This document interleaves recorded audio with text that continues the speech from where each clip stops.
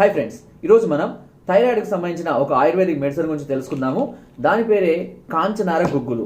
ఈ కాంచనార గుగ్గులు అనేది ఉదయం ఒకటి, మధ్యాహ్నం ఒకటి, రాత్రి ఒకటి అన్నం తిన్న తర్వాత గోరువెచ్చని నీటిలో కనుక తీసుకుంటున్నట్లయితే ఈ థైరాయిడ్ అనేది క్రమక్రమంగా తగ్గిపోవడం అనేది జరుగుతూ ఉంటుంది.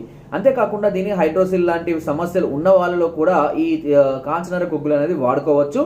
దీంతో పాటు కొద్దిపాటి ఫుడ్ పథ్యం అనేది చేస్తే కనుక ఈ థైరాయిడ్ అనేది పూర్తిగా అదుపులోకి రావడం జరుగుతుంది. కనీసం దీనిని ఒక 6 నుంచి 8 నెలల పాటు అయినా కంటిన్యూగా వాడుతూ ఉండాలి. ఓకే, సో ఫ్రెండ్స్, ఈ ఆయుర్వేదిక్ మెడిసిన్ ని మీరు అన్ని రకాల ఆయుర్వేదిక్ షాపుల నుంచి తెప్పించుకొని డైరెక్ట్ గా కూడా వాడుకోవచ్చు.